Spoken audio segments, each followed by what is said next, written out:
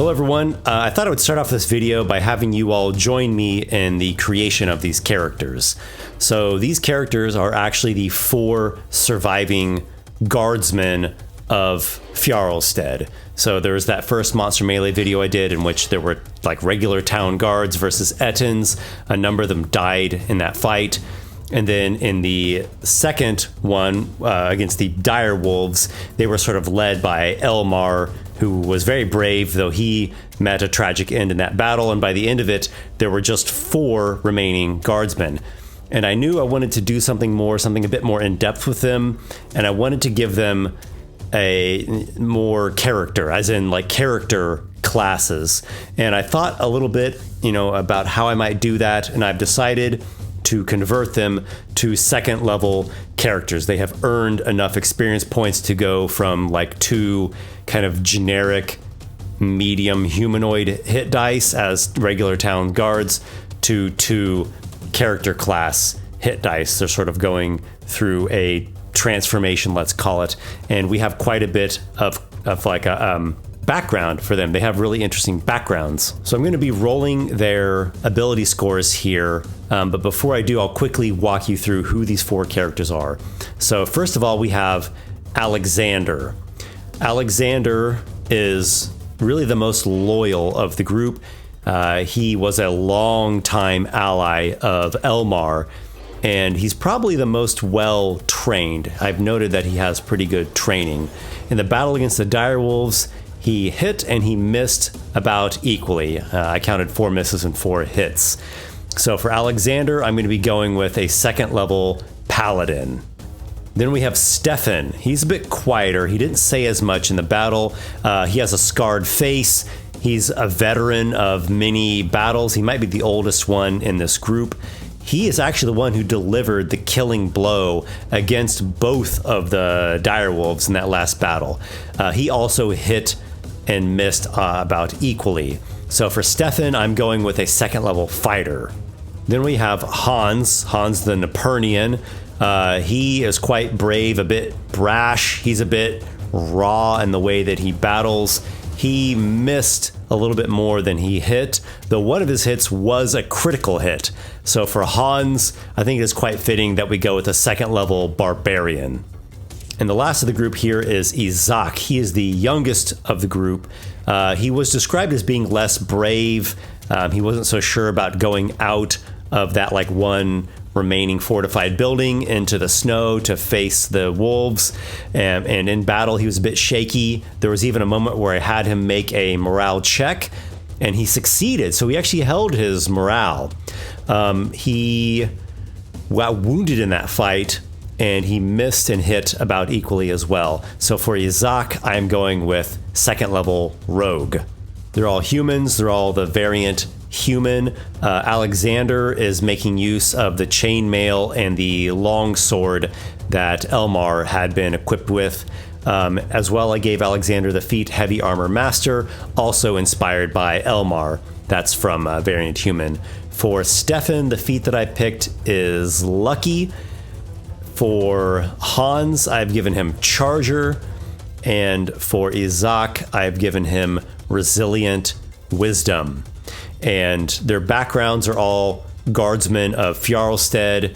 And you all saw their backgrounds. I'm letting them keep whatever proficiencies they had, which would be like medium armor, shields, simple weapons. Otherwise, they're going to be starting with the same equipment that they had at the end of the second battle in the ruins of Fjarlstead against the direwolves. Now I'm going to go over and roll the ability scores for these 4 characters. It's the same rules that I use in all of my own campaigns. It's the rules from the Ikoros campaign setting.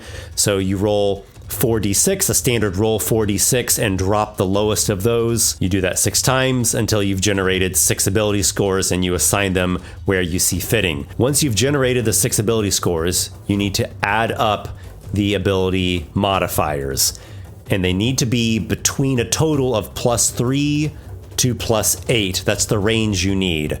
If they're below a +3, then you will adjust your scores up until you get to a +3. And if they are above a +8, you adjust them down until you get down to a +8. So what this does is it provides for a really large range, a lot of variety. Almost always it's going to fall between +3 and +8. However, sometimes it will fall, exceptionally low or exceptionally high. So this rule prevents characters that just have abysmally low ability scores or just ridiculously high ability scores. So let's start off here. This is going to be for Alexander. We first have a 13, then another 13, a 10, another 10, a 14, and a 15. Yeah, he's got a total of a +6, and then for Variant Human, he'll get to an additional +1 to 2 different ability scores of choice. So let's assign the 15 to Strength, +1 for a Variant Human adjustment, so that'll give him a Strength of 16. Do a Constitution of the 14, so that's a +2. We'll put one of the 13s into Charisma, and then another +1 for the Variant Human, so that's the spell casting ability there. I'd say a 10 in Dex, a 10 in Intelligence, and another 13 in Wisdom to give him a +1 Wisdom. He seems like someone that would have a little bit of extra, willpower and self-discipline and intuition and such. Pretty good overall. Not incredibly different from like a standard array, though he didn't get any negatives, so that's nice. Next we move on to Stephan, the fighter. All right, the first roll here is an 8. Oh, I forgot to mention, there's another stipulation in that house rule about ability scores. The minimum that any ability score can be is a 5. So if you roll something that's under a 5, it becomes a 5. Okay, so that 8 to start off with, that's a -1, kind of a low roll. Then we got a 6. Oh my, Stephan, I think your battle wounds have greatly affected you. All right, the next roll, we're looking at an 11, really not having a great start. We go to the next, and a 17. Okay, well that's really gonna swing things back in the other direction. Let's see if this is starting a trend here. Maybe so, there's a 15, and the last one is a 12. Interesting. All right, that's a total of a +4, so this will stay as is. Again, he'll get to assign a +1 to any 2 ability scores of choice for being Variant Human. Well, of course, we're going to put that 17 into Strength and bump it up by 1 more to an 18, so he has a fantastic Strength. We'll do the same for Con, so put the 15 there and then bump it up with 1 to a 16, so he has a really nice Constitution. That 6 is going to have to go into Charisma. He's the quiet one, so that makes a lot of sense now. That leaves us with an 8, an 11, and a 12 between Dex, Intelligence, and Wisdom. Well, let's see. He's a Scarred Veteran, and he's the one that landed the killing blow on both the direwolves. I think I'll go with the 8 into Intelligence, the 12 into Dexterity, and 11 Wisdom. Now we move on to Hans, second level Barbarian. All right, first roll is a 9. Next, we're looking at an 8, also off to a low start for Hans. Then he has a 12, a 14, and an 11, and the last ability score is a 14, so that should be good as well. Actually, he's got the minimum. He's got a +3. Oof. All right, Strength, we'll put a 14 and then a +1 from Variant Human, so that'll make that a 15. We'll do something similar to Constitution. We'll put the 14, bump it up by 1 from Variant Human. I'll go with a 12 into Dex and 8 into Charisma, 9 Intelligence, and 11 Wisdom. Last but not least, we have Isaac, second level Rogue, and we're coming up with a 13 for the first roll. Next is a 14, then a 12, a 13, a 10. Doesn't have any negatives as of yet, though doesn't have anything exceptionally good. Got 114 in there, so that's workable. And another 12. All right, it's a total of +6. We're going to go with the 14 bumped to a 15 for the Dexterity, 13 bumped up to a 14 for the Constitution, put a 12 into Strength, 10 into Intelligence, I think I'll go with a 13 into wisdom, and then that gets bumped up by 1 due to the resilient wisdom feat, and 12 into charisma. All right, so I'll plug in these ability scores and the modifiers into the character sheets, and I'll show all their statistics on the screen, and then we'll get right into the scenario. I hope you all enjoy.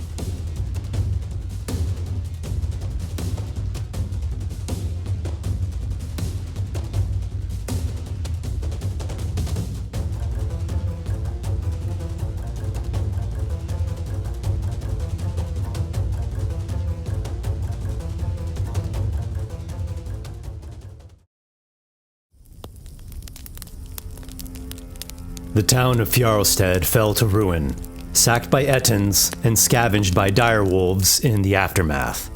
Snow came heavy from an oppressive sky that smothered the day. 4 survivors prepared to depart on the following morning, 4 guardsmen who narrowly escaped death. They built a funerary pyre for their comrades in arms. The flames burned with a fierceness they had never seen before. It threw back the cold and the gloom for a time. At the heart of the blaze lay Elmar, a warrior true and brave to the very end, who gave his life to defend his brothers. The remaining warriors resolved to carry that boldness and fight on. The men trudged through the flinty hills of the upper reaches of Magnaland, heavy with grief and carrying what they scrounged from the broken corpse of Fjarlstead. Eastward for a day they went, through the borderlands that close with Naperna. When they came within sight of the town of Yalavsent, their hopes withered to dismay. The place had been crushed in much the same way as their own home. Picking through the ruins of the town were a few Ettins. One of them stood taller than the others. His right head was enclosed with an iron mask helmet, and banded plates ran down the adjoining shoulder and arm. His bare hand grabbed up a woman from her hiding spot and squeezed her neck until it broke. The men of Fjarlstead turned back, repulsed by the horror so reminiscent of what they witnessed during the assault of their own town. They kept to the low ground between the hills and ridges, dreading what might happen should the band of giant kin notice them. To the south they went, winding and plodding through the dreary hill valleys and picking slopes that rose over the snowbanks. They kept their fires small and shielded. The cold of the nights gnawed at them like hungry ghosts, like the ghosts of the monstrous wolves they had slain. They had tried to eat the meat of the direwolf, but it was no good. The flesh was stubborn tough and rank-smelling and tasted sharply of iron. 3 miserable days of travel in this way exhausted their food, though fortunately there had been no signs of the Ettins having come this direction, wherever it was that they had wandered. On lookout for some orienting landmark, the men spotted a ruin, an older one this time. It was a hillside fort, a bastion for borderland soldiers long ago. Its stones were badly crumbled, though its main structure was mostly intact, a square tower with a jagged, broken top. The men have come here to this northwestern slope of this hill, where there's an old gnarled tree, and across the way on an even larger hill is the ruined fort that they are observing from a distance. At first, they're not noticing anything, but as they scrutinize closer, they notice a corpse, and they can only see part of the corpse. It's a man lying on the ground here. He's wearing furs, seems to be some sort of barbaric folk, a wilderness outlander, a tribal man. And they can see his head and his arms sprawled out on the ground, though he's behind this ruined wall partially, so they can only make out part of him. The group waits for a time. They wait for a long time, watching, but everything is still and quiet. They don't hear anything. There's no movement. So Alexander says, "We're going in to have a look. There might be something that we could use." They're really in need of any kind of gear or supplies that they could find, be it armaments or travel equipment or food. They're getting very hungry by now. This old gnarled tree creaks in the cold breeze, and Isaac notices some eerie details. some grim details. There are worn grooves on one of the larger branches and some notches marked into the trunk. He can tell that this tree once was used for hangings. There's something evil about this place. Hans steps back and steps back again. He's not liking it very much. This whole land is cursed. I swear it. We should find a way to Naperna. Would you go? That is foolish talk. We don't need that kind of distraction now. Come with me.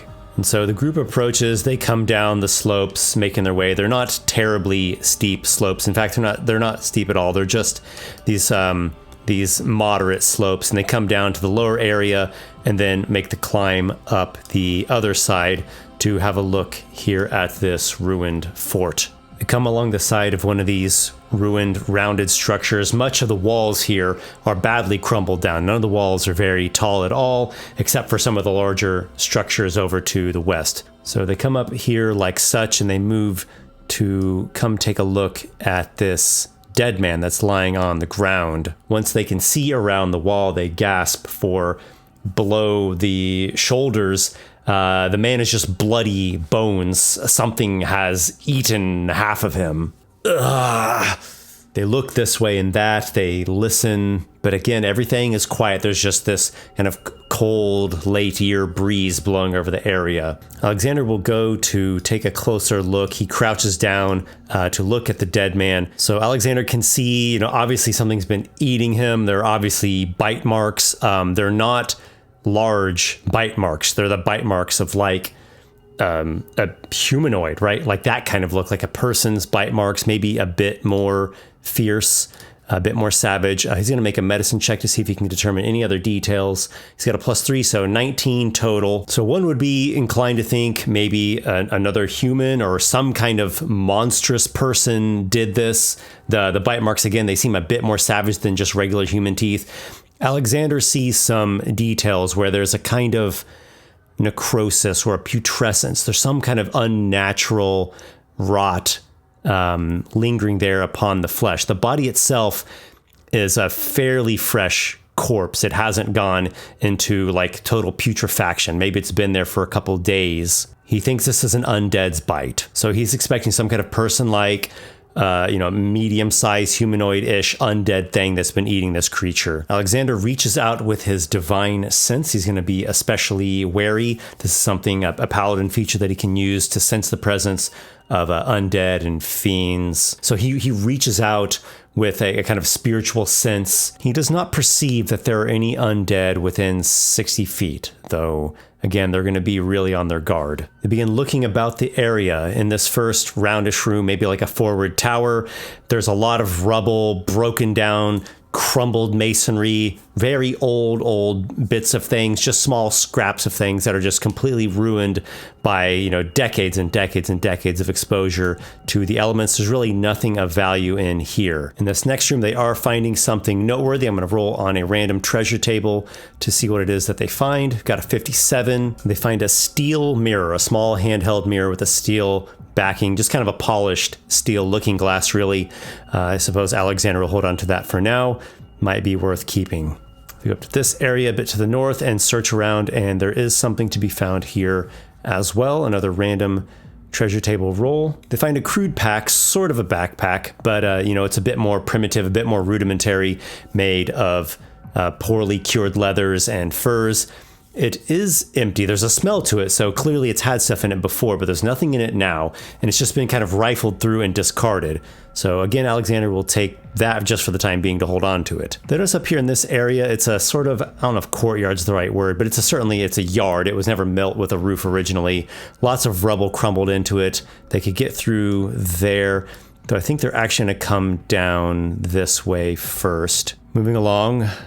The men now come to here. There are these two open doorways. It looks like the doors have just been ripped off by looters over the years, or maybe even wandering monsters. And to the left, this is a pretty dim room. It actually has most of the roof still intact. And then up ahead is like a larger square tower. It's actually pretty tall, though its roof has crumbled in pretty badly. And Alexander really is he's getting bad a bad sense about this place. So I think he's going to once again reach out with the divine sense. This time he is detecting undead in the room up ahead in this square tower room. Though he is seeing in the room to the left, there are some heaps of things. Really might be worth rifling through for potential helpful items. He whispers quietly to Izak for Izak to go in and search in this room, and then he's going to really keep a lookout. He's picking up that there are undead maybe lurking about, not too far away. Let's just maybe now from where he stands, maybe 30 feet away from him in this broken down square tower room. Izak is going to make his choice of investigation or perception. Let's see how quickly he can locate something before some peril transpires. So he'll go with the perception check. He's got a +4. Only a 9. It's not quite good enough. He still can find the thing, but he would have to spend an action to recover the item. And let's go ahead and roll and see what the item is. And then, like I said, some peril will transpire. A 98. Well, that seems promising. So he's noticing that there is actually a longbow and a quiver with some arrows in it, with just 3 arrows in it. But, maybe it's under some rubble or some rubbish, and it's going to take like an action to get it unjammed. And emerging from behind piles of rubble just ahead are 3 undead creatures. The one in front is a nasty, grotesque, horrid person with this, gaunt, paling, graying flesh. The eyes kind of burn with malevolence, and the lips are kind of rotted back, and the teeth and the claws of the things are like these painfully elongated grotesqueries. And then behind it are 2 corpses whose flesh have been completely eaten off of it. The flesh that's probably crusting the lips of this ghoulish thing here. And it has 2 shambling skeletal warriors nearby it. And we'll say that they look like, these kind of savage outlander tribesmen now wielding their decrepit hand axes and such. Let's go ahead and roll for initiative here. And looks like we're going to be going with Izak, Alexander, Stephan, Skeleton 2, Hans, Gast, Skeleton 1. So we start with Izak. He's not going to mess with the longbow just yet. He's not familiar with that weapon, but he will make a stealth check, and he'll be moving to here and readying an attack with the dagger. Alexander is next. Part of him wants to heroically block this doorway, though standing in the doorway may be foolish, but he will bravely stay at the front of the group. I think he'll move here for cover, and he will ready an attack with his spear. Stephan moves there, and he will make a range attack, throwing his spear. He's quite strong, got a +6 to hit.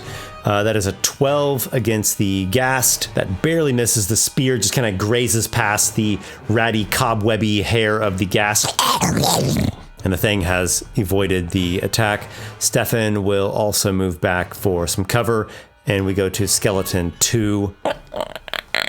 It comes shambling through the entryway there, through the doorway, with its hand axe. Alexander will use his reaction for his ready to attack with his longsword, the very longsword that Elmar had wielded.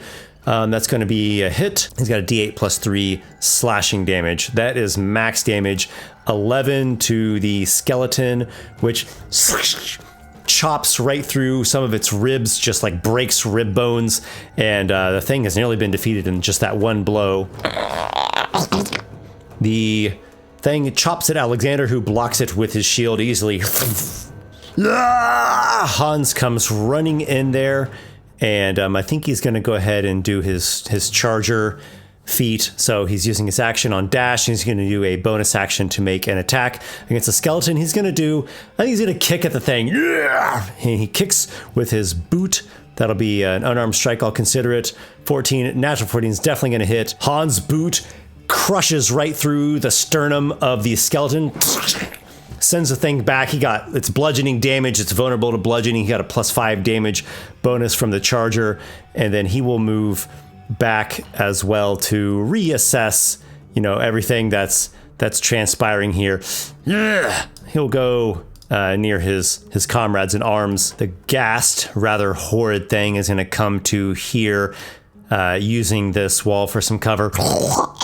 And it like scratches out with its claws. I think Azak will go ahead and try his ready to attack when the creature does that. So I'm going to roll his stealth versus the gas perception. All right, he succeeds, so he's attacking with advantage. I'll give like 3/4, maybe half cover. He'll attack right at the moment when the gas has most reached around. 15 is going to be a hit. All right, the damage roll with the sneak attack included, there's going to be a total of 8. The thing flinches a bit, and then it swipes its claw at Alexander, who's on the other side of the wall. There's this awful stench just reeking off of the ghast as it attacks, especially Alexander can smell it. 14 plus 5 is 19. That is exactly Alexander's AC, so we've got a hit. Total of 14 damage. Wow. Okay, the heavy armor master feat will reduce that to 11, but that was still a powerful blow, a significant wound against Alexander. He also needs to make a constitution saving throw against paralysis. He's got a +2. 11 will get it. It's just DC 10. And we go to skeleton number 1 now, who's up there a bit, and it will... They're not too smart. It's just going to come shambling out here to join in the fray. Its bony arm swings a hand axe, attacking Alexander in the front there. And it's got I don't think it's going to hit. 16, not enough. Repelled by Alexander's blade.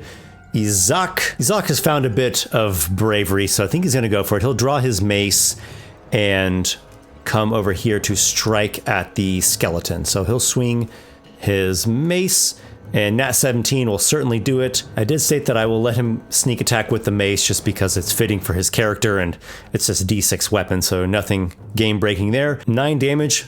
Vulnerability actually makes that 13, exactly the skeleton's hit points, and his mace crashes through the skull and just breaks it into fragments and sends the thing toppling to the ground.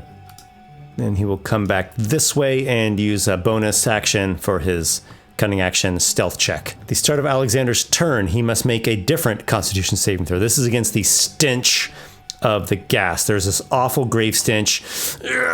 He grits his teeth and is not overwhelmed with like a sickness from that or a poison. Alexander will move to here, and he'll just engage this ghast toe-to-toe. He considers using Shield of Faith. It's just a bonus action to increase his AC with that spell, but I think he's hoping for a hit with the sword and then using a spell slot for a Divine Smite, which could be incredible against the undead here. So he's got an attack. He's got a pretty good attack. It's like +5. Ooh, Lassia's rolled a natural 3.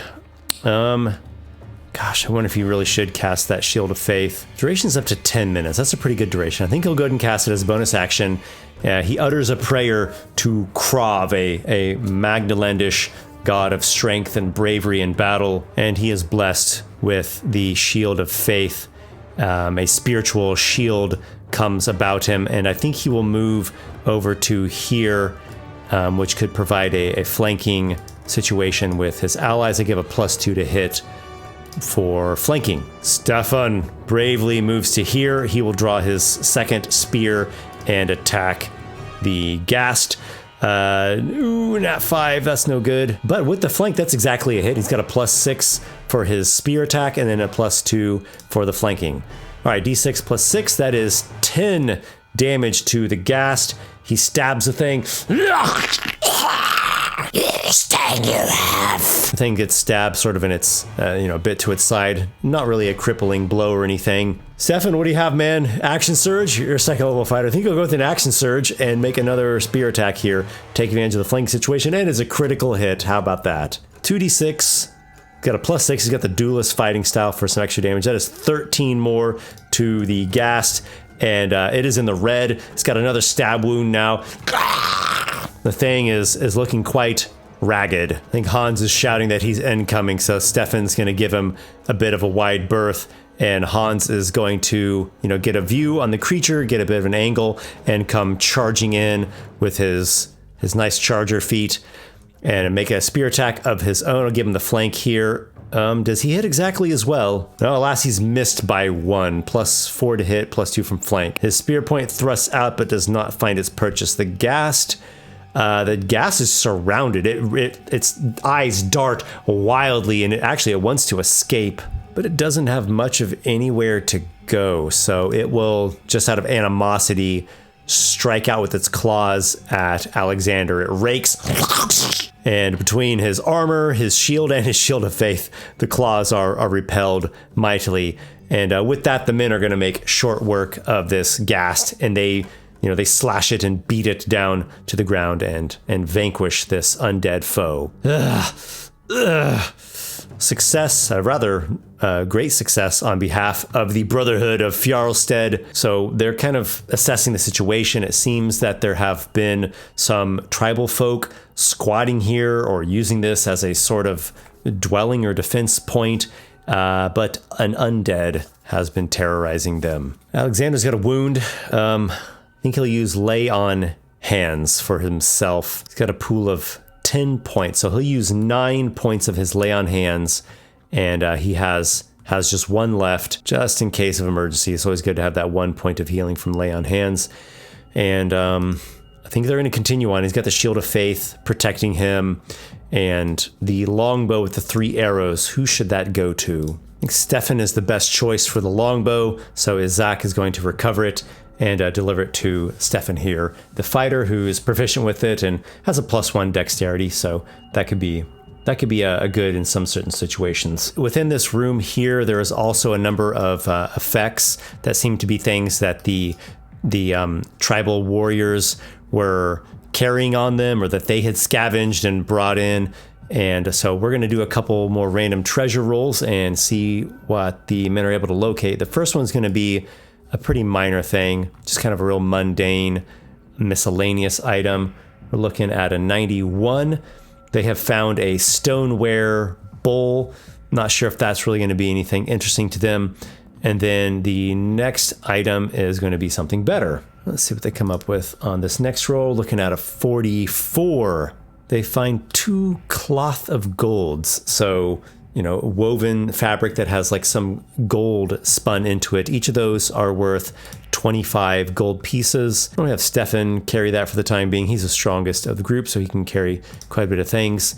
And the men are, searching about, again, ever wary as they go. In the circular room here, they are also locating an item of note. They find a small gourd. It's been hollowed out. There's some liquid inside there. It's been stoppered, but even though it's closed like that, there's a smell coming off it, a sort of aromatic smell or a faint pungency. There's something marked on the side of it as well, a kind of, crude runic script or like a primal rune. So they will each make intelligence checks. I think this is general enough that any of them could potentially succeed on this. Definitely got successes in there all around. So the rune is like this primal spider type rune. So it appears that they have found a potion of sorts that whoever drinks it can climb like a spider for a time. So a potion of spider climb. Good roll. It's a good question. Who should have that item? Maybe Stephan. Now he's got that longbow. That could be something situationally quite interesting for him to get up on top of a structure and be able to shoot, because the longbows have quite a range. There's also the question of the 2 hand axes that these skeletons had been wielding. I think Stephan will take one and Hans will take the other. So they've really searched through all of the adjoining structures of this fort here. And now there's a question of, where should they go next? There's this nearby structure over here.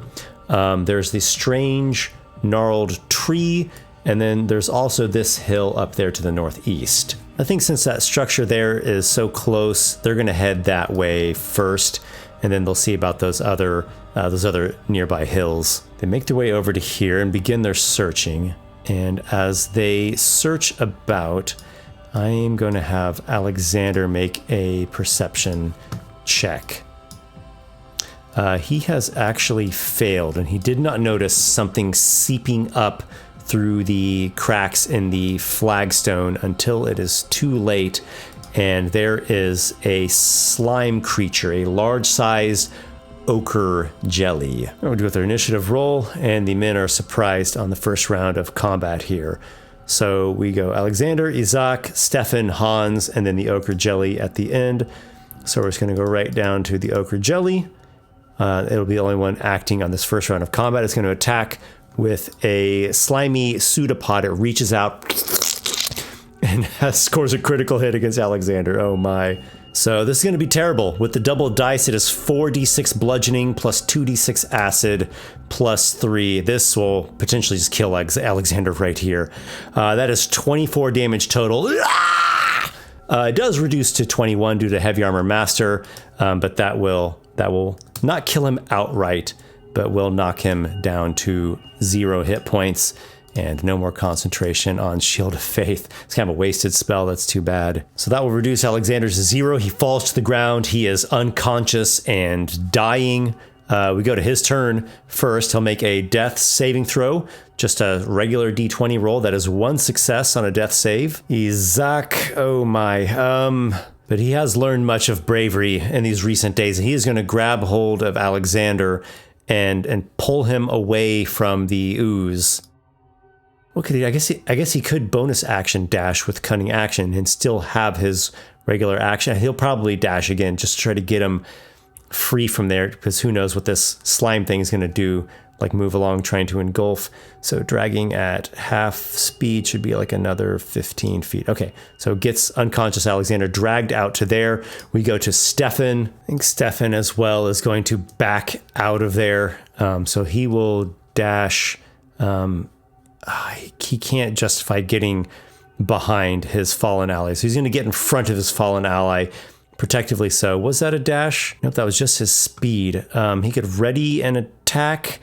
Yeah, he'll ready an attack. And Hans as well will come out. I think he'll be shouting, this is a slow moving thing. Come, we'll throw things at it from a distance. They do have some ranged weapons, not a lot of them. He'll move to there, and I think he'll do a readied range attack with a spear. But the ooze doesn't come out there. It doesn't go out into daylight. It doesn't go out into open ground. It's hide in the nooks and crannies and crevices. So this kind of is a bit of a stalemate here. I will say this. The men notice that it would be worth searching in there. There does seem to be some refuse and old scraps to pick through and maybe find something of value. So the men get Alexander, pulled farther away. They get him carried farther away from danger there. He does need to make another death saving throw. There is a 9, that's a failure, so 1 success and 1 failure, though I think between the 3 of them they can probably stabilize him. I've always thought you needed a healer's kit to be able to stabilize somebody, right, to make the check to try to stabilize someone as you're like applying bandages or healing poultices or whatnot. But I checked the rules and it doesn't actually state that in there, so I'm not sure what you're doing to stabilize somebody who has like a lethal wound. Just using your bare hands, it seems odd to me. The healer's kit just says that you don't need to make the medicine check. You can just automatically stabilize them with an action and applying one of the uses. All right, so let's try that. They're each going to make a medicine check. Stephan has it right there. It's just a DC 10. It's very easy DC. So through whatever means or wherewithal they have, the men are able to get Alexander stabilized, and they get him pulled farther away from that dangerous ruined building there. So what do you think the guys should do here? Let me know in the comments if you think that they should try to recoup and rest. Should they try to go back in there and face that ooze and potentially get the treasure that might be found in there? Should they just move on from this location altogether? Should they do a bit of searching up on this hill to the northeast? Should they mess around with this spooky hangman's tree to the southeast that Isaac got a bad feeling about? Let me know in the comments. You can always give a thumbs up and vote someone else's comments. I'm really open to any kind of suggestions that you guys might have, and we will see what happens next with the Brotherhood of Fjarlstead. Hey guys, I just want to take a quick minute to thank you for being along with me and the Brotherhood of Fjarlstead on this harrowing adventure that they have found themselves wrapped up in. And there's something else I want to say here, something that I'm pretty excited about. If you enjoy the content on my channel, if anything that I've ever created meant something to you or helped you in some way, or improved your own characters or your own campaigns, please consider checking out my Kickstarter, Eldritch Castle, a 5e module with animated dungeon rooms. So this is something that I ran as a series on my YouTube channel a couple years ago. The original version of it actually was back in 2011, a more rudimentary version of it. As I wrapped up my Monstrous Heroes Kickstarter, I realized this module really needs its own Kickstarter campaign. It needs, a little bit more revision. It needs to be printed. That's really the big thing. I want a physical version of it. I want people to be able to stream or to download and play all those animated dungeon rooms so that the GM can actually show the players the rooms that they're in, because this is a very exploration heavy, a lot of interaction, a lot of mysteries and puzzles, and of course the monsters that lurk throughout Castle Zdravno as well. So it's a very immersive, engrossing type of adventure going through this wizard's castle. It's kind of gothic. You're trying to figure out what has become of your wizard mentor. What happened to him? You received a mysterious message from him delivered by his arcane familiar. He's obviously in some kind of dreadful predicament. And so you're at his castle trying to go through all the strange wards and puzzles and such, trying to find him and trying to help him. So check out the link down in the video description. It will take you to the Kickstarter page. Pre-launch, you can just follow the pre-launch page once it launches. Show me some love, guys. Show me your support. You can pledge at whatever tier you want, whether you want just the digital PDF or the actual physical book, or there are also some higher tiers that have other cool things included with them. I really appreciate your support, guys. It means the world to me. A bardic bow of gratitude to you all. And as always, may your adventures be many.